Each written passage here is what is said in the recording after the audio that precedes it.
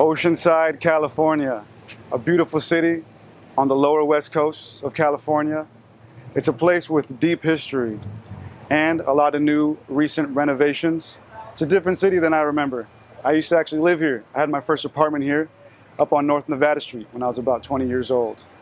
But what most people don't know is that several miles up this way, away from the coast, there is a ageless compound with timeless wisdom, with some decrepit buildings that hold secrets. And that compound is the Rosicrucian Fellowship. And today, me and my friend had a chance to go on the compound and film some interesting things, and also by destiny, by chance, sit down with the president of the Rosicrucian Fellowship and interview him about some of his experience and secrets. I'm Esoteric Eddie. Namaste.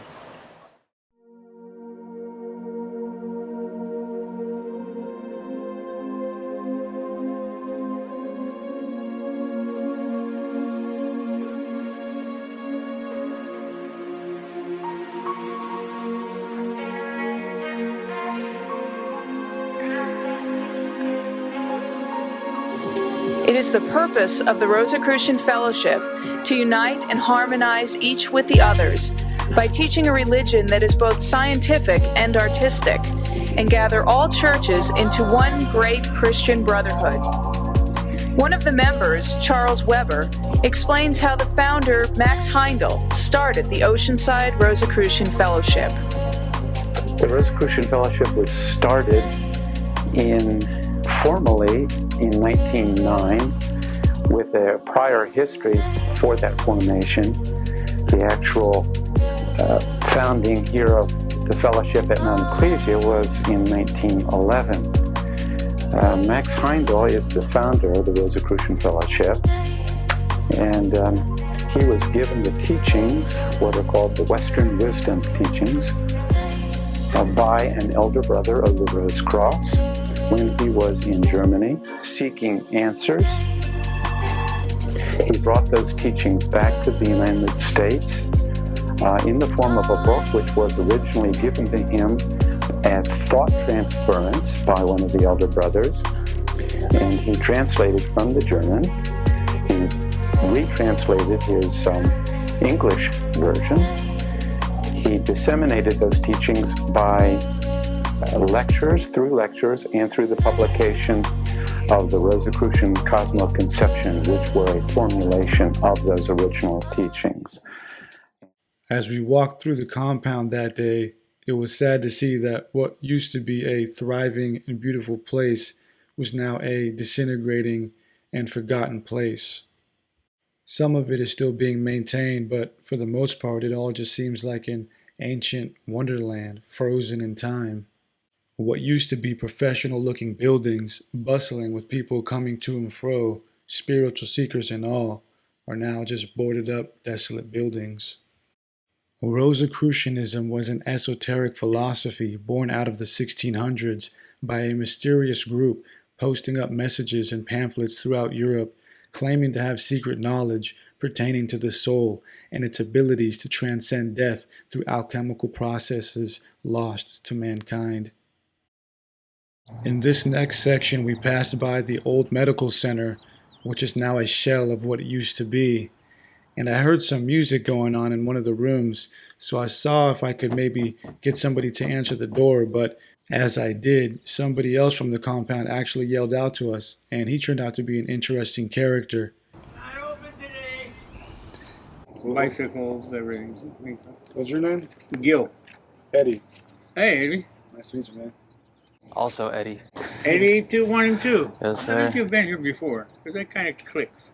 No? Yeah, we've been here before, but I don't know if we met you. Oh, well, I never know either. Yeah. Do you live here? Yeah. How long have you been living here? I don't think that's necessary to answer. Oh, sorry, I'm just thank curious. you. Yeah, I mean, Well, do you mind if we just walk? it's a park from 9 to 5. Thanks Hey, for we're, that. just, we're just trying to get some shots and some footage for my YouTube channel. All right, what's your YouTube channel? It's Esoteric Eddie TV. Really? Yeah, I do documentaries on the esoteric, conspiratorial, and occult. So I figured I'd get some B-roll and maybe do like a narration of this temple and this place. Well, you know, this goes back, you know, to 1313. This place?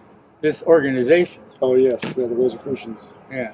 I'm familiar with the story somewhat. I've done a little bit of research. I've been researching this stuff since I was a child. So, well, I used to be an archaeologist. So the thing is, I know you go up against a wall, the wall of, we don't want to talk about that. That didn't exist. It doesn't exist for us. Everything was 6,000 years ago. There's nothing else. Before that, we weren't even here. Like, oh, okay. Yeah, okay. Yeah. And you know, you can't get beyond that. Yes. How long ago were you an archaeologist? Well, let's see. I didn't do anything recently, so it's probably been, I would say, I did archaeology in Hawaii, I did archaeology in California. That's about it. I did other things other places, but yeah. Probably, I would say the 80s, probably the 80s.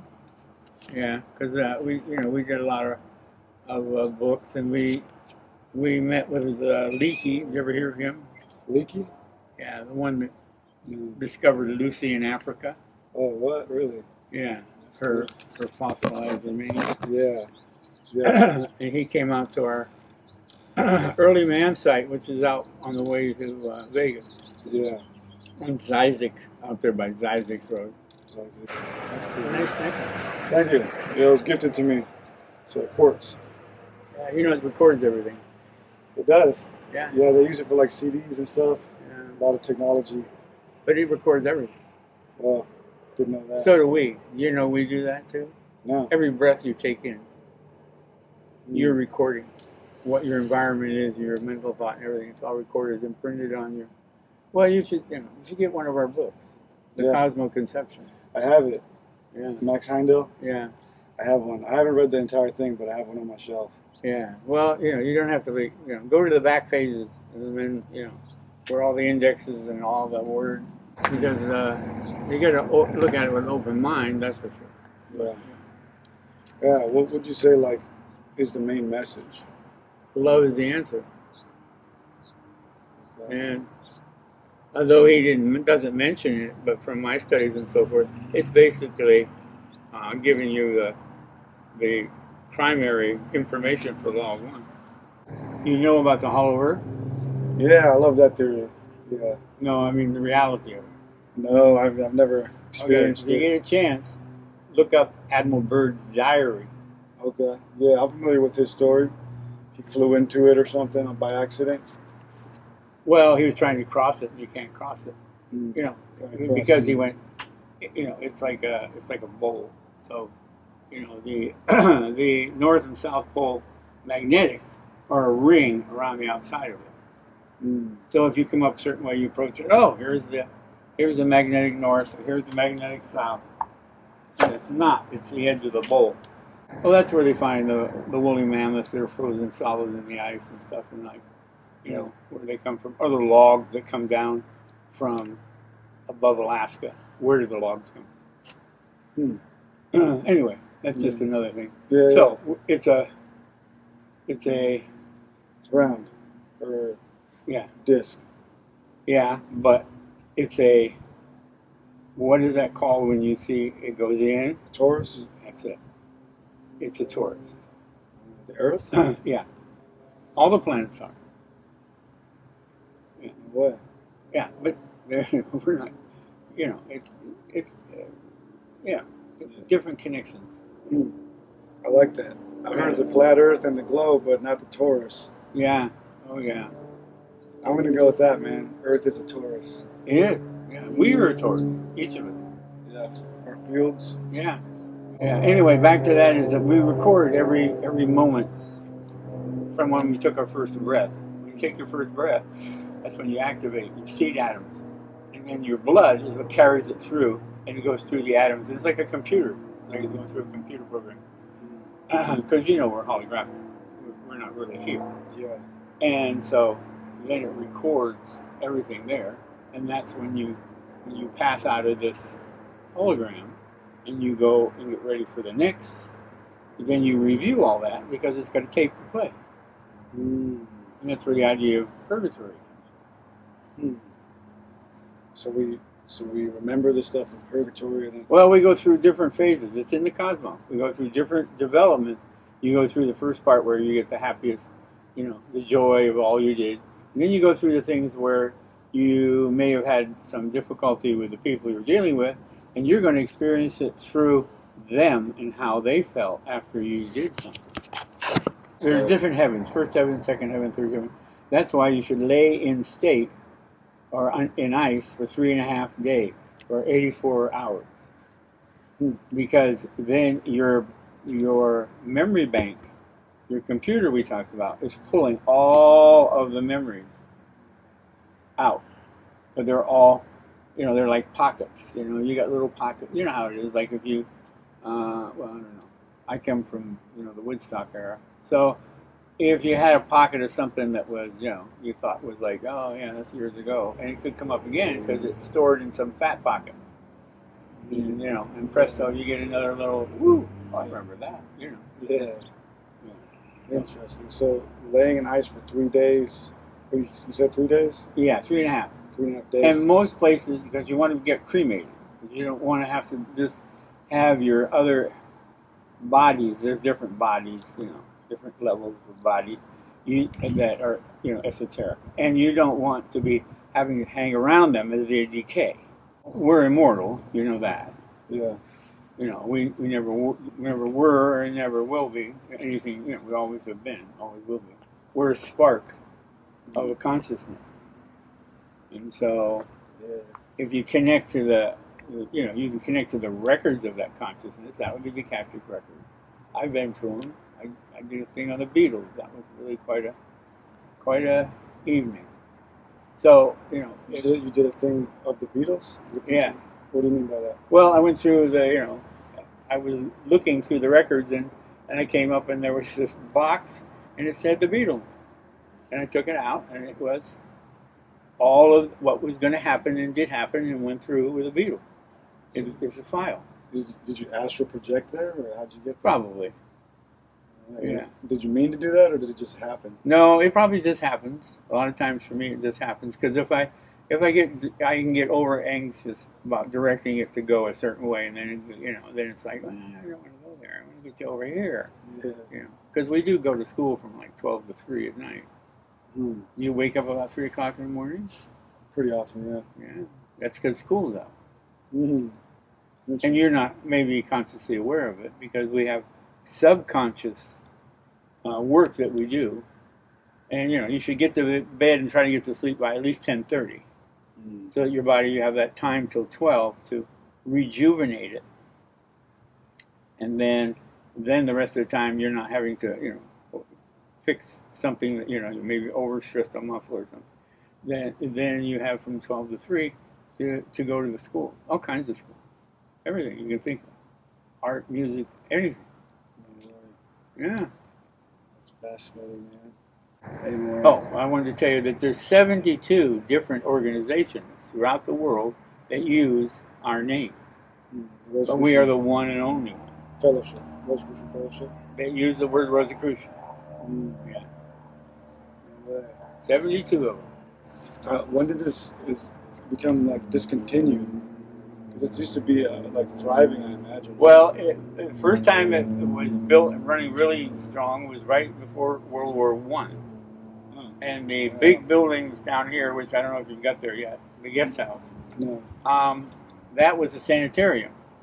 And we did color therapy, water therapy, all these therapies, sound, so forth, that we knew about at that time in the 20s. And then the doctors that were running it had to go to the war. And they didn't come back. A lot of them physically didn't come back. So that was it. But then in the 40s, it picked up again, and it was at its heyday. Then we had 89 people living here full-time and 12 full-time gardeners. And now we're a lot less. Yeah. And then, you have things like, the building is condemned because it doesn't have, we're checking to see if it has enough steel in it. Otherwise, they say, oh, it's not earthquake-proof. And then because we do have, a big population of wanderers, we have to board up the windows that they can get access to because they break in and sleep in there. And one of them built a fire in the old fireplace that hadn't been used in probably 50 years and smoked everything out. So, What was this used for? well, that was the administration building. And Max Heindel lived upstairs. And then he built a house on the other side of that star. And you can see, all you can see left are the steps. Because, when you build with the wood, you got termites. So if you look at some of the, why don't you come in and look at some of the pictures that are on the wall? That's what it used to look like. It's the entrance. Archway, one can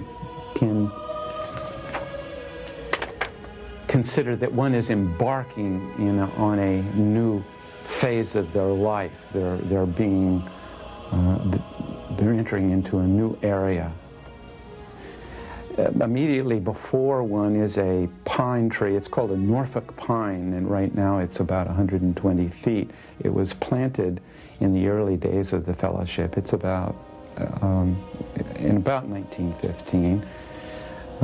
It's called a Norfolk pine because that species was brought from the Norfolk Islands in the South Pacific by Captain Cook. And just beyond that pine tree is a circle, in the center of which is a white cross that has three upper arms on which are placed the three initials CRC, three gold initials CRC, standing for the inspirer of the fellowship and the head of the Rosicrucian order, the founder of that order, Christian Rose Cross. That cross is placed in cardinal directions, and it was placed in the circle at the formal founding of the fellowship on October 28, 1911.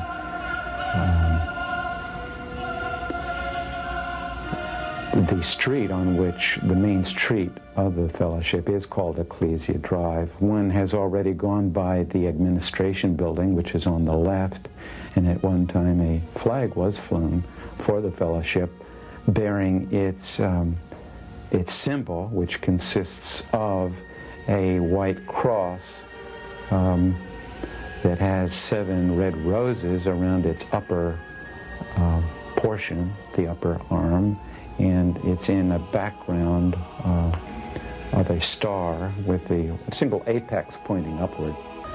Next to the Rose Cross circle is, on a metal post, is the Rosicrucian emblem, which is created by, I believe this is correct, 108 light bulbs. This was given by a member, I believe it's in 1917, and at that time electricity was still a fairly recent development. In this next section, I was able to catch a chance to interview the current president of the Rosicrucian Fellowship of Oceanside, but he was pressed for time because he had to give a sermon, so we only got about 20 minutes from him. Cool, man. So what is your name and what do you do? Okay, my name is Jean de Galzin. I'm president of the Rosicrucian Fellowship, and I do all kinds of things here. I mean, being president is not really, it's just a title, but we don't believe in titles here. We believe in doing what needs to be done. So I wear many hats. Okay. So it goes on. There's a long list of things. It was boring, so let's not talk about it. Sure. Basically, I've been involved with the Rosicrucian Fellowship since 1971 in France.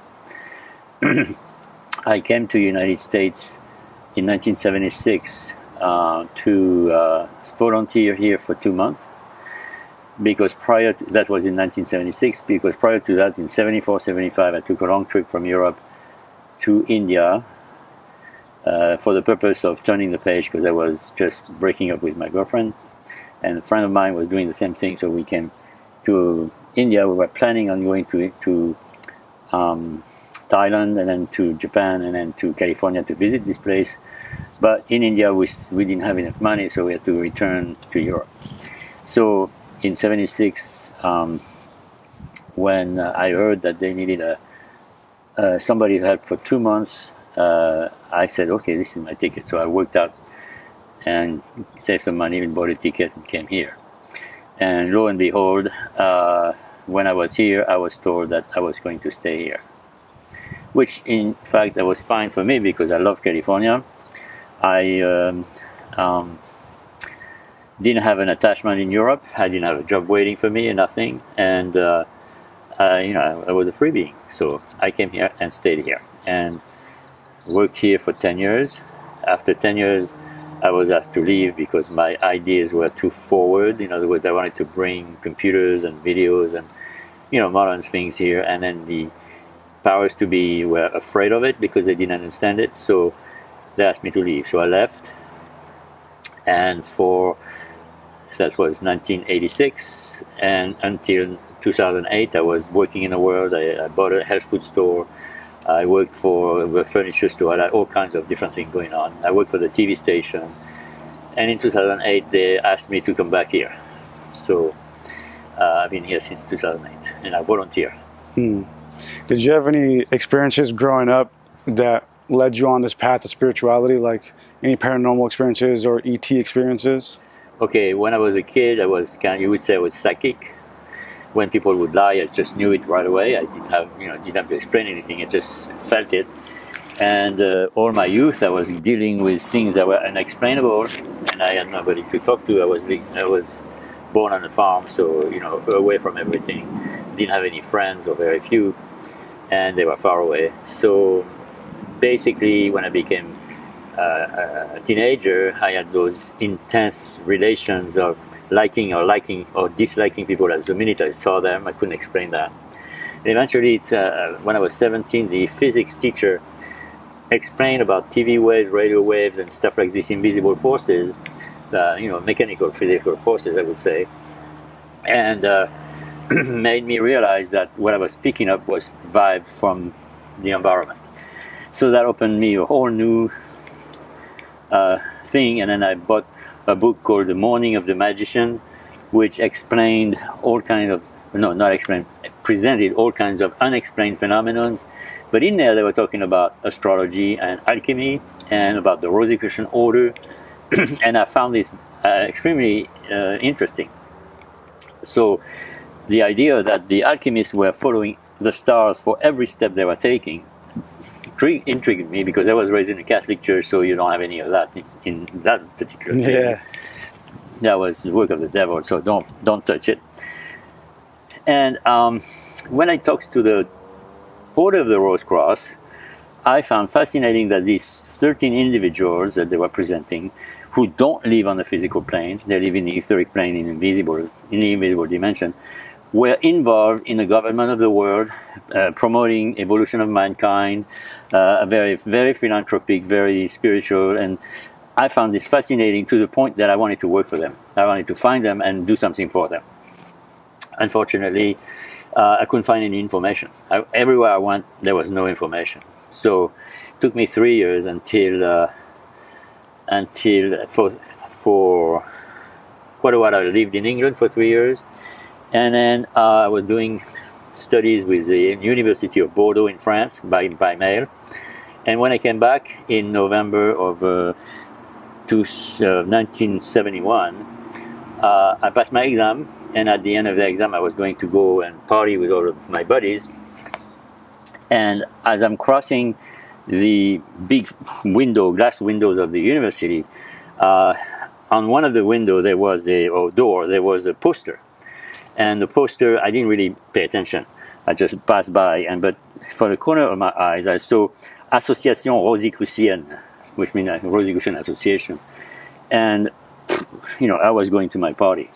So I ran through the university, the big parking lot and all that, get in my car, and I'm sitting in the car, suddenly, gling, gling, gling, gling, gling, gling, Rosicrucian Association, Rosicrucian, that must be the same people.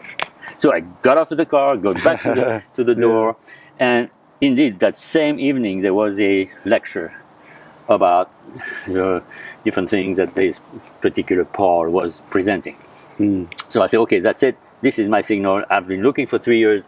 I'm going. I'm not going to the party. Yeah. So I go back home and everybody's ganging up on me. Come on. You're late. We gotta go. I say, I'm not going. Say, you're crazy. Anyway, whatever happened, I didn't go. And my girlfriend went with me, and we went and then discovered the Rosicrucian Fellowship, this organization in France. And it was kind of an interesting story. But anyway, when I got the book, the basic book called The Rosicrucian Cosmoconception, which if you haven't read, you better read that. This is stuff of very importance, great importance, changed my life. Certainly, that was the answers to all my questions, all my perceptions, and I've been with it ever since. Yeah, Heindel talks about, I think, the 5 different heavens, or is it the 7 different heavens? 7. So what happens to us in our memories after we pass away from here? So once you pass away, you recapitulate your entire life. Because during your life, you record your life. But you don't record your life like you do here with a camera and a microphone. You record your life as you breathe. In other words, every breath you take, 12 times per minute, you take a picture of the environment through the air, but you also take a picture of the etheric environment, of the emotional environment, and the mental environment, as well as the spiritual environment, which is invisible. And this goes into your lungs, and in the lungs go to the blood, and the blood goes stamp it on the memories of each of the 4 vehicles we have: physical, etheric, emotional, mental. Okay, so each one has a memory bank that records experiences from that level. So when you die, all of these memories, all of these pictures make a movie. And this movie, you recapitulate, you review, backwards, and you look at what was good and what was not so good. Okay, and then you move on to the physical, etheric, emotional, and mental plane, and eventually you end up in the 3rd heaven. And in the 3rd heaven, you are faced, or you're aided by the recording angels, or the laws of destiny, whichever name you want to give them, and they prepare you for the next life. Basically, we believe in reincarnation, and we understand reincarnation. So it's like, okay, you've done all of these experiences. Some are good, some are not so good. And what do you want to do? And they help you figure out what you want to do next time. And as you do this, then you start having condition that you want to establish for yourself, so that in this lifetime you can do what you said you want to do.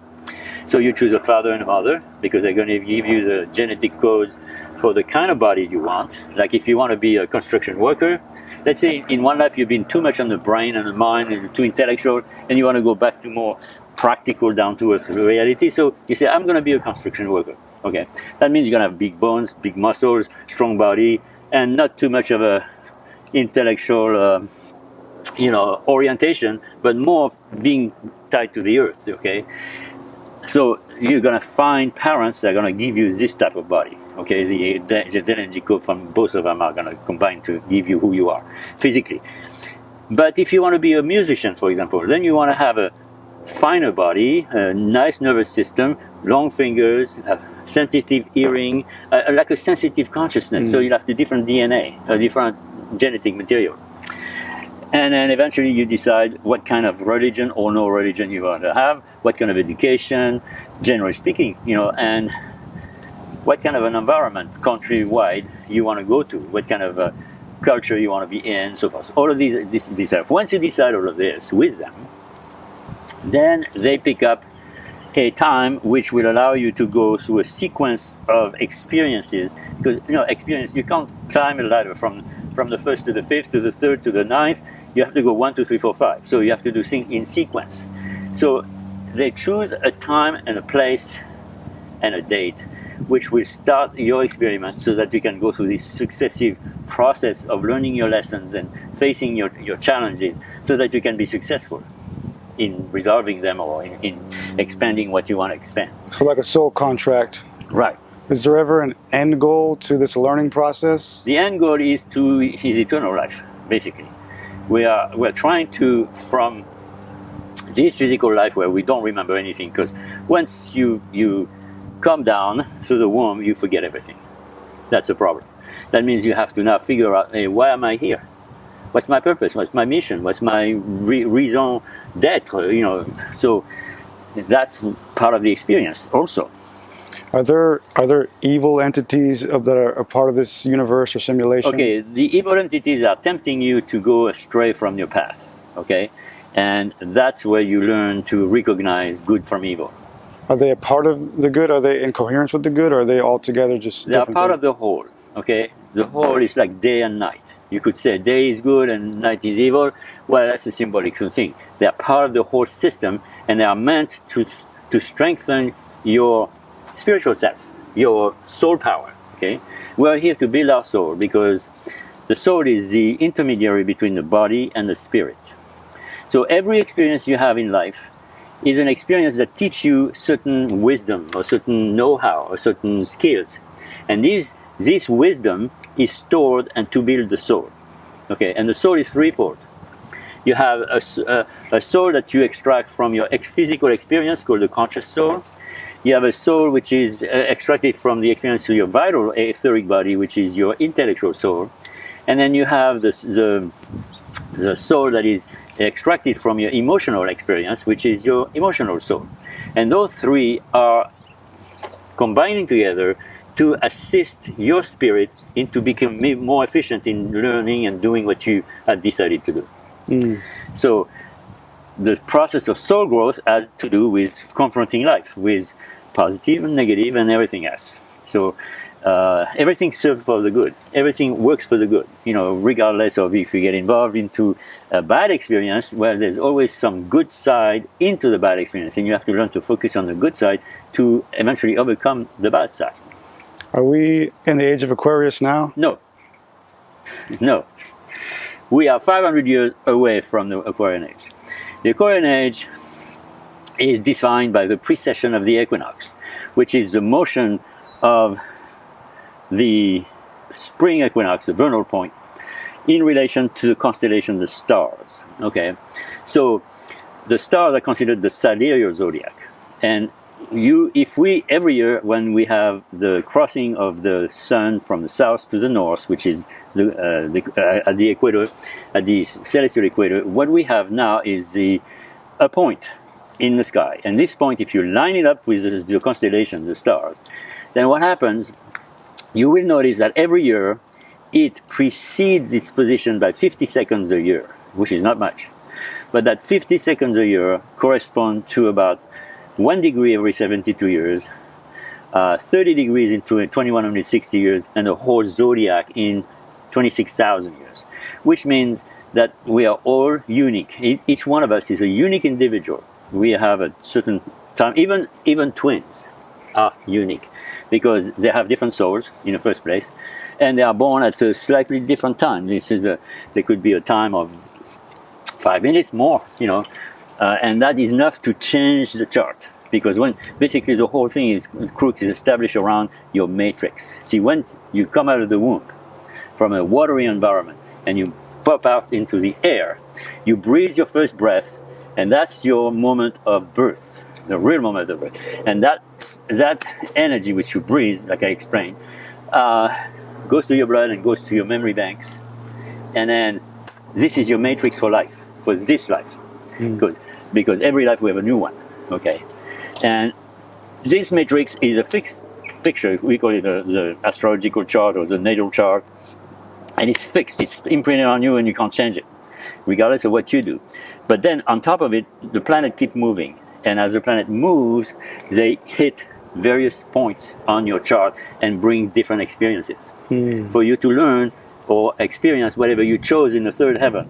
Of course, you don't remember that. But over time, you start having flashbacks. You start having insights. You start having all kinds of things happening, which suddenly open the door for you to recognize, why am I here? Where am I going? And what's the whole story here?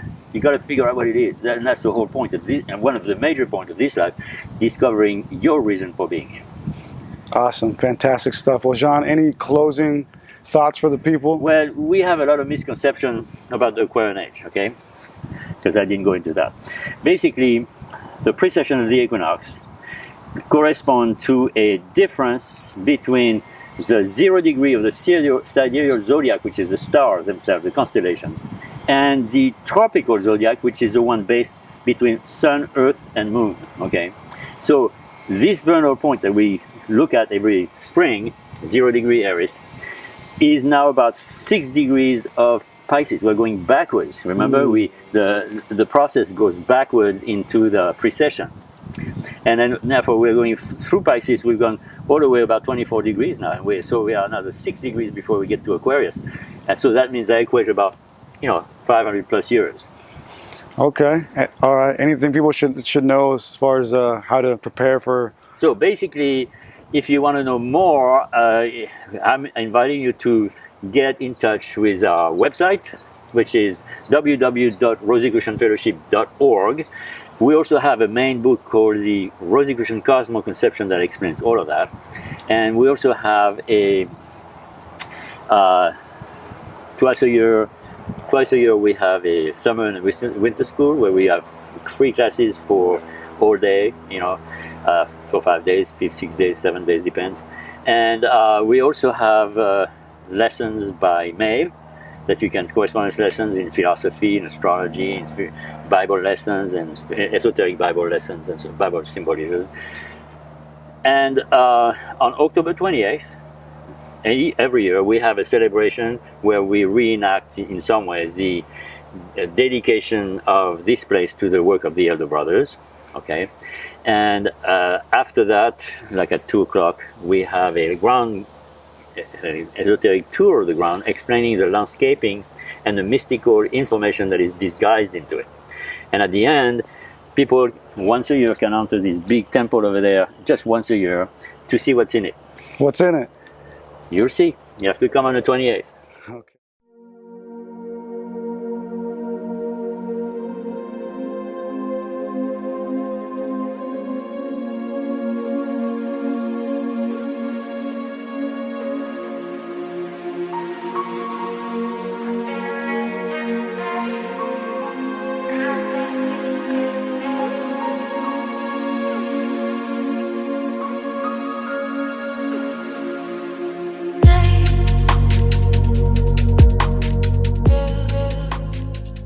As I left for the day, I contemplated on what Gil said about life being a hologram and how every breath we take and every moment we live will be replayed for us after we die.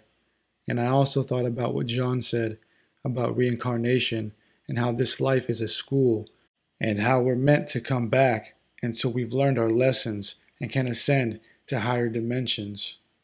Although the compound is rusting away, the people of the Rosicrucian Fellowship of Oceanside, California are still thriving with a very important message.